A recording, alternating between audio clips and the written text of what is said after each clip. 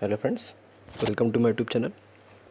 आज है आपका बीएससी फर्स्ट सेमेस्टर वालों का 13th लेक्चर। अगर 12th वाला लेक्चर आप लोगों ने नहीं देखा तो प्लीज़ जाके वहाँ पे विज़िट करके पूरा लेक्चर देख लीजिए, जिससे मैं आपको बताना चाहता हूँ कि उस वाले लेक्चर में मैंने कॉचीज़ nth रूट टेस्ट बताया हुआ है। उस वाले लेक्चर में मैंने कॉचीज़ nth रूट टेस्ट बताया हुआ है विद स्टेटमेंट एंड प्रूफ। दोनों चीज़ मैंने कराई है, प्रूफ भी कराया है, स्टेटमेंट भी पूरा लिखाया हुआ, क्योंकि हमारे पास जो यूनिवर्सिटीज़ में क्वेश्चन आते हैं वो आता है स्टेट एंड प्रूफ। यही चीज़ लिखी होती है, state and proof Cauchy nth root test, ये लिखा होता पूरा। सेम क्वेश्चन आता है, कई बार आ चुका है ये क्वेश्चन, इसीलिए मैंने कहा इसका प्रूविंग करा दिया जाता है, तो प्रूविंग मैंने पिछले लेक्चर में करा दिया। और आज मैं लेके आया हूँ उस कॉचीज़ nth रूट टेस्ट से रिलेटेड जो क्वेश्चन है, जो भी इंपॉर्टेंट क्वेश्चन हैं उनको मैं लेके आया हूँ। ठीक, ये क्वेश्चन नहीं लिखे हुए, ये सारे जो लिखे हुए हैं इंपॉर्टेंट फॉर्मूलेज लिखे हुए हैं, जो कि लिमिट में आपको फर्स्ट ईयर में +2 के सिलेबस में पढ़ाए जाते थे। ठीक, तो आपको ये याद रखने हैं, ये लगाने नहीं है, ये आपको कुछ भी करना नहीं है, ये याद रखने। ठीक, अगर ये याद रहेंगे तो आपको कोई दिक्कत नहीं होगी, नहीं याद रहेंगे तो इनको भी सॉल्व करना पड़ेगा एक्चुअल में। तो ये कई सारे मेथड्स मतलब सॉल्व हो सकते हैं। जैसे हम लोग बाइनोमियल थ्योरम लगा सकते हैं, बाइनोमियल थ्योरम लगाते हैं इसमें। और किस किस प्रॉपर्टी से होगा आपका एल हॉस्पिटल वाली प्रॉपर्टी से होगा। ठीक, और आपका अपना हाँ, ये 2 प्रॉपर्टी से ये सारे हो जाएंगे। और एक्सपोनेंशियल की सीरीज़ लगती है, थोड़ा इम्पॉर्टेंट है, मतलब ऐसा इम्पॉर्टेंट है कि आप याद रखिए इसको, क्योंकि हमें जो क्वेश्चन आएंगे वो इससे टिपिकल आएंगे, तो बाद को इन लिमिट को सॉल्व करने में समय ना व्यर्थ हो। इसीलिए हम लोग क्या करने वाले हैं, इन लिमिट की वैल्यूज़ को हम याद रखेंगे कि nth रूट ऑफ n, अगर लिमिट टेंड कर रही है इन्फिनिटी की तरफ तो वैल्यू 1 होगी, log n divided by n 0 होगा, और आपका ये 1 + x/n की होल पावर n क्या होगा, e⁴x होगा। ऐसे ही p का 1 होगा, ऐसे n + p का e⁴x होगा। ये थोड़ी चीज़ आपको याद रखनी पड़ेगी। ठीक, चलिए अपने प्रश्न की तरफ चलते हैं। एक बढ़िया सा प्रश्न लेते हैं जिसको हम करेंगे, आप करेंगे, सभी लोग मिल के करेंगे। क्या प्रश्न है? प्रश्न में कहा गया summation 1 + 1/n² to the power n² to the power -n²। अब देखिए ये क्वेश्चन हमारे पास आ गया। अब कहा सर ये सीरीज़ तो बन रही है, पावर भी आ रही है, अब इसको सॉल्व कैसे करेंगे? मैंने कहा सर कोई दिक्कत नहीं, सॉल्व करा जाएगा, बट एक चीज़ यहाँ पे मैंने गलत लिख दी है कि यहाँ पे n है, n² नहीं है। ठीक, कहा सर सॉल्व तो करा जाएगा, कैसे करा जाएगा? मैंने कहा कुछ मत कीजिए, आप इसको एक UN सीरीज़ मान लीजिए। देखिए ये मेथड है करने का, क्योंकि आपका जो पेपर और रिटन में है तो लिखने के नंबर मिलते हैं आपको, किस फॉर्म में लिखा जाए, कैसे लिखा जाए। ठीक, तो ये इसको कंपेयर करा दिया। ठीक, या फिर लिख सकते हैं इस कंपेयरिंग बाई, इस साइन को हटा के लिख सकते हैं is comparing by this, so we obtained UN = 1 + 1/n to the power -n²। ठीक, हम जब भी कॉचीज़ nth रूट टेस्ट लगाते हैं तो हम क्या देखते हैं? हम ये देखते हैं कि limit n tending to infinity पे जो UN है उसका nth रूट किसी न किसी लिमिट के बराबर है, किसी न किसी लिमिट के बराबर होगा। अगर l < 1 है तो क्या आता था? कन्वर्जेंट। अगर आप लोगों ने, मैं पहले बता रहा हूँ, आप लोगों ने जो पिछला लेक्चर नहीं देखा तो प्लीज़ देख लीजिए, उसी में मैंने ये सब बताया हुआ है कैसे आया है। अगर l > 1 है तो क्या होगा? डाइवर्जेंट। Very good. अगर l = 1 है तो क्या होगा? किसी को पता है? हाँ, वेरी गुड। टेस्ट क्या होगा? फेल हो जाएगा। टेस्ट फेल होने का मतलब है कि हमारे पास जो टेस्ट ये लगाया है हमने वो टेस्ट फेल हो गया है, हम दूसरे टेस्ट की बात करेंगे, किसी और दूसरे टेस्ट को अप्लाई करेंगे, ये बात आती है ऐसे। ठीक, तो हम करेंगे क्या वाले हैं, हम यहाँ पे करने वाले हैं कि ये देखो कन्वर्जेंट डाइवर्जेंट हो, हम लगाएंगे so limit n tending to infinity. हमारे पास जो एक्सप्रेशन है वो है 1 + 1/n की पावर -n² की whole power nth root. nth root का मतलब क्या आ जाएगा? 1/n। यहाँ तक किसी को कोई परेशानी हो तो हमें बता सकता है। ठीक, तो हम करने वाले हैं, हमको पता है पावर का पावर से क्या होगा, मल्टीप्लाई, ये बचपन की बातें हैं, आपको याद रखनी चाहिए, 1 + 1/n। तो हमारे पास जो आएगा वो आएगा माइनस का n square multiply by 1/n। ये छोटे छोटे स्टेप नहीं लिखते हम लोग, डायरेक्ट स्टेप लिखेंगे। डायरेक्ट स्टेप क्या लिखेंगे, हम ये वाला स्टेप नहीं लिखेंगे। ठीक, जब पेपर करेंगे तो ये वाला स्टेप नहीं लिखेंगे, इससे पता चल जाता है कि आप बेवकूफ़ हैं। बेवकूफ़ी वाले काम नहीं करने, क्योंकि बच्चों वाले काम तो करने नहीं हम लोगों को, ये हम खाली आपको बता रहे हैं। ठीक, एन से एन कट जाएगा, क्या आ जाएगा, माइनस का एन। ये स्टेप को गैप करना है, सीधा इस स्टेप से इस स्टेप में ही लाना है। ठीक, तो यहाँ से हम ये भी लिख सकते हैं कि limit n tending to infinity 1/, देखो माइनस में है पावर, पावर अगर माइनस में है तो कहाँ चली जाएगी, डिनोमिनेटर में। एन आएगा कि नहीं आएगा। क्या आपको ये पता है कि लिमिट को हम कहीं भी ले जा सकते हैं, आप लोगों ने फर्स्ट ईयर में पढ़ा होगा कि लिमिट को हम कहीं भी ले जा सकते हैं, वो चाहे पावर में लेके जाए, वो चाहे रूट के अंदर लेके जाए, चाहे जहाँ लेके जाए, कोई दिक्कत नहीं होती। अब ये जो फॉर्मूला आया क्या है, limit n tending to infinity 1 + 1/n। अब देखो ये किसी को पता ही नहीं है सर, कैसे सॉल्व करेंगे, आइए सॉल्व कराते हैं। आपको ये थर्ड वाला फॉर्मूला दिख रहा होगा, कौन सा फॉर्मूला, थर्ड वाला फॉर्मूला दिख रहा होगा, थर्ड वाला फॉर्मूला दिख रहा है। अगर थर्ड वाले फॉर्मूले में नहीं, in third put x = 1, x = 1 put करो, कितना आएगा, limit n tending to infinity 1 + 1/n = e। क्या ये आया या नहीं, क्या ये आया या नहीं, क्या ये आया या नहीं, अब बताओ मुझे, क्या किसी को कोई दिक्कत, क्या किसी को कोई दिक्कत, बताओ मुझे, क्या किसी को कोई दिक्कत। अब बता रहे सर ये कहाँ से आया, मैंने x बराबर कितना रखा है, मैं बेटा 1 रखा है। अब जैसे ही x बराबर 1 रखा तो वैल्यू तो इतनी ही आएगी, जब वैल्यू इतनी आई ही है तो हम यहाँ से देख सकते हैं ये जो पर्टिकुलर लिखा हुआ है, ये वाला पर्टिकुलर, ये जो पर्टिकुलर लिखा हुआ है, ये जो पर्टिकुलर लिमिट लिखी है वही तो सेम यहाँ पे लिखी है, सेम ही तो लिखी है वो पर्टिकुलर लिमिट। अब जब सेम पर्टिकुलर लिमिट यहाँ पे लिखी है तो ये लिमिट कितनी देगा, वैल्यू e। अब सर पूछ रहे हैं कि ये 1/e 1 से बड़ा है कि 1 से छोटा है कि 1 के बराबर है। पहली बात तो 1 के बराबर हो नहीं सकता है, बट बच्चा क्या है, 1 से बड़ा 1 से छोटा। तो हम e के बारे में बताना चाहते हैं, आप लोगों को नहीं पता है e क्या है, एक इरेशनल नंबर है, ये तो पता ही है ना, e क्या है, एक इरेशनल नंबर है। कैसा नंबर है, इरेशनल नंबर है। जो इरेशनल नंबर है e is a irrational number, ये हमारे पास क्या है, इरेशनल नंबर। जो इरेशनल नंबर है उनमें वही ये दो प्रॉपर्टी होती, कौन कौन सी, ये प्रॉपर्टी होती नॉन टर्मिनेटिंग, ये हाई स्कूल में आप लोगों ने पढ़ी थी कि नॉन टर्मिनेटिंग नंबर होता है और नॉन रिकरिंग होता है। ये मैं बता रहा हूँ, फालतू की बात है ये। जो ई होता है वो 2 और 3 के बीच में लाई करता है, ये जो ई होता है वो 2 और 3 के बीच में लाई करता है, 2 पॉइंट समथिंग होता है। तो मैं जनरली मैं ये लिख सकता हूँ ना कि ई की वैल्यू 2 से बड़ी होती है, कोई दिक्कत। जब ई 2 से बड़ा है, मतलब यहाँ पे जो फ्रैक्शन लिखी है उसमें न्यूमरेटर डिनोमिनेटर जो लिखा हुआ है फ्रैक्शन, इसको मैं हटा देता हूँ, समझ में नहीं आएगा आप लोगों को। न्यूमरेटर छोटा है, डिनोमिनेटर बड़ा है, तो numerator divided by denominator less than क्या आएगा, 1 ही तो आएगा। क्या यहाँ तक किसी को कोई दिक्कत, क्या यहाँ तक किसी को कोई दिक्कत। तो ये वैल्यू क्या होगी, less than 1, because it is less than 1 so the given series, so the given series is convergent, so the given series is convergent. ऐसे सीरीज को कन्वर्जेंट और डाइवर्जेंस निकालते हैं, बहुत बहुत बहुत इंपॉर्टेंट थ्योरम आगे, बहुत बहुत बहुत इंपॉर्टेंट क्वेश्चन है।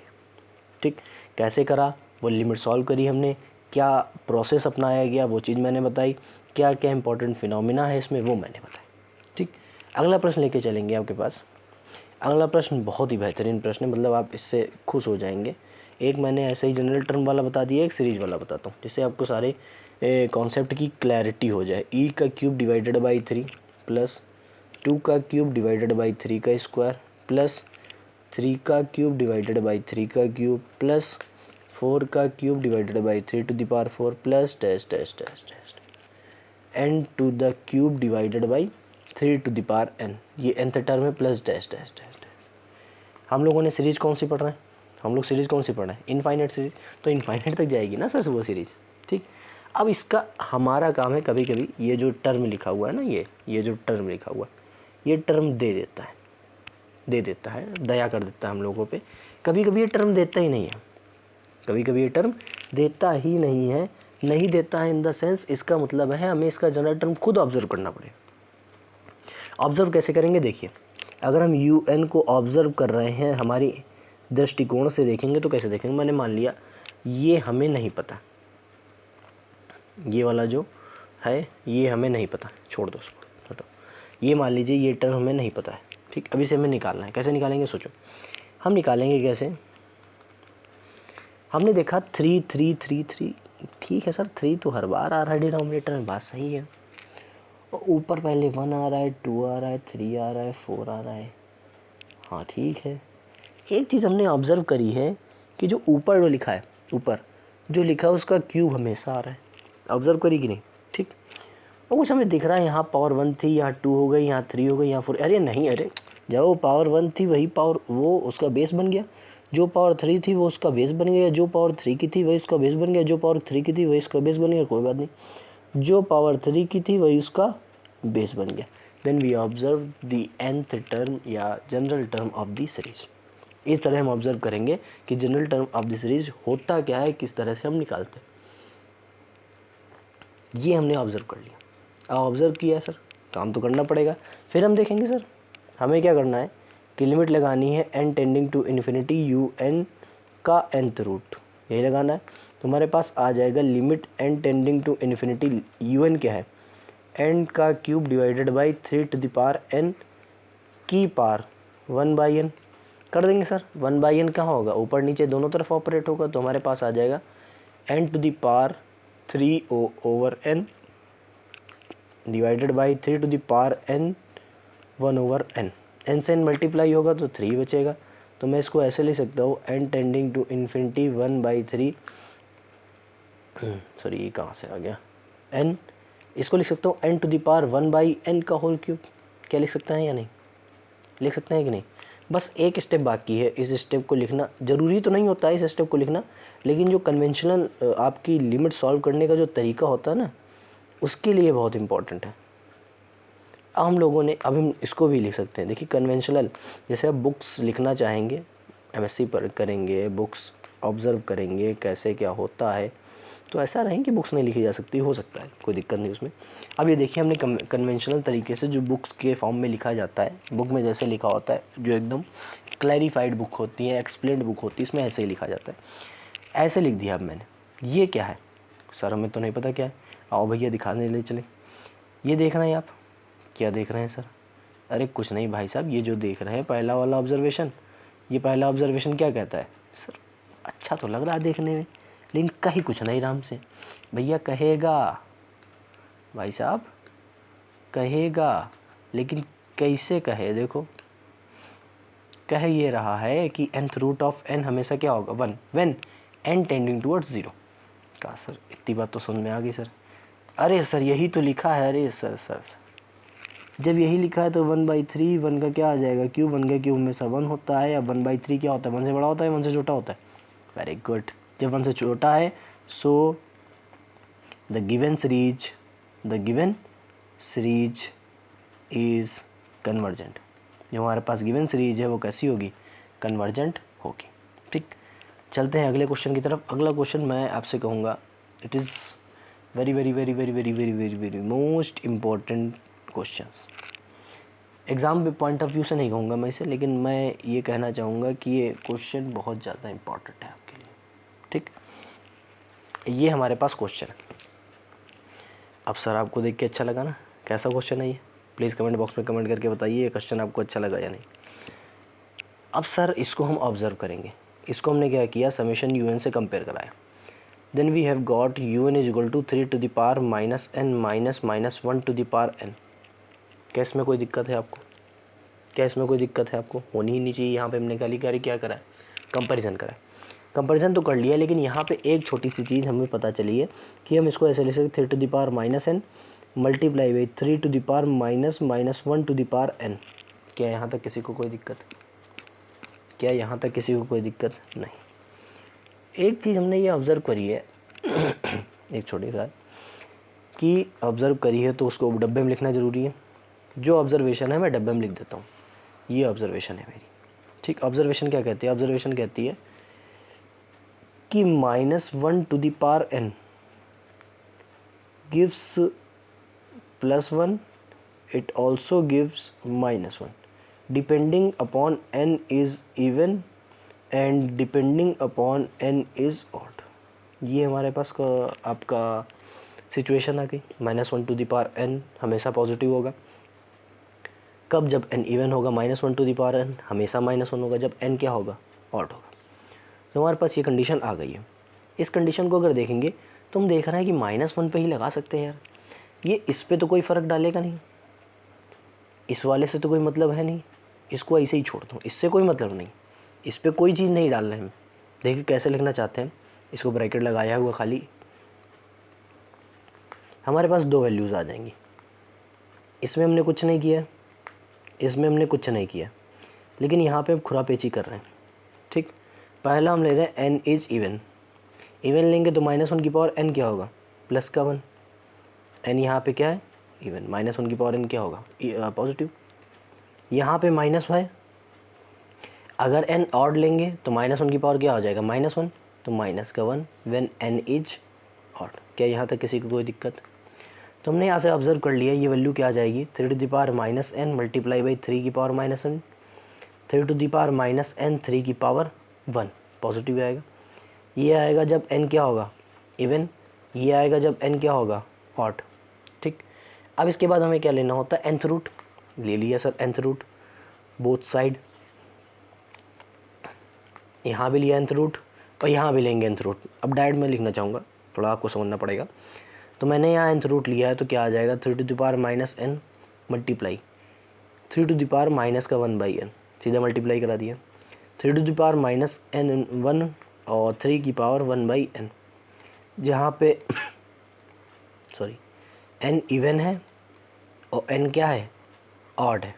ठीक, अब यहाँ पे क्या करेंगे? लिमिट को अप्लाई करेंगे। जैसे ही लिमिट अप्लाई करेंगे हमारे पास एक थ्योरम आती है। थ्योरम क्या भाई? लिमिट की वैल्यू ही है। क्या कहती है लिमिट की वैल्यू? लिमिट की वैल्यू कहती है कि limit at tending to infinity a to the power 1/n की वैल्यू हमेशा क्या होगी? 1। कब होगी? When a is greater than क्या होगा? 0। जैसे ही हमने लिमिट अप्लाई कर दी, limit n tending to infinity un to the power 1/n, limit apply करेंगे, ये इसकी वैल्यू भी कितनी होगी? इसको मैं ऐसे नहीं लिख सकता हूँ की पावर -1। अरे भाई समझ में नहीं आ रहा आप लोगों को कि मैं कह रहा हूँ ये चीज़ मैं लिख दूँ, अगर किसी को कोई आपत्ति हो जाएगी कि limit n tending to infinity a to the power 1/n की होल पावर -1 बराबर 1 if a is greater then 0, क्या इसमें कोई दिक्कत नहीं? होनी नहीं चाहिए, क्योंकि -1 क्या होगा? वो खाली ऑपरेटर है, वो खाली रेसिप्रोकल को दिखा रहा है। अब इसको नीचे लिख देते, हम 3 की पावर -1/n को लिख दे क्या? 1/3 की पावर 1/n, तब भी तो वैल्यू 1 ही तो देगा। बात तो दोनों में सेम ही है। तो जब लिमिट अप्लाई करेंगे तो आएगा 3 की पावर -1, 3 की पावर -1। 3 की पावर -1 क्या होता है? अब देखो दोनों में क्या आ रही है? सेम। अगर सॉरी, अगर दोनों में सेम ना आती तब भी लिमिट एग्जिस्ट ना करती। Limit finitely uniquely real number होगा। ठीक, यूनिकली ही होगा। तो यहाँ से जो लिमिट की वैल्यू आई है ये लिख सकता हूँ मैं, limit n tending to infinity nth root of un, सीधा ऐसे लिख दो, कोई दिक्कत नहीं। 3 to the power -n, 3 to the power -n क्या होता है? 1/n is less than always 1, जो 1 से छोटा है। So the given series is convergent. जो हमारे पास गिवन सीरीज है वो कैसी होगी? कन्वर्जेंट होगी। किसी को कोई दिक्कत? ठीक, हमने आज 3 प्रश्न किए, तीनों ही बहुत ही जानदार प्रश्न थे और कुछ लिमिट्स की प्रॉपर्टीज़ भी पढ़ ली। ठीक, कहाँ से कहाँ लिमिट निकल के आती है। तो आज के लिए इतना ही, मिलते हैं अगली क्लास में, तब तक के लिए गुड बाय।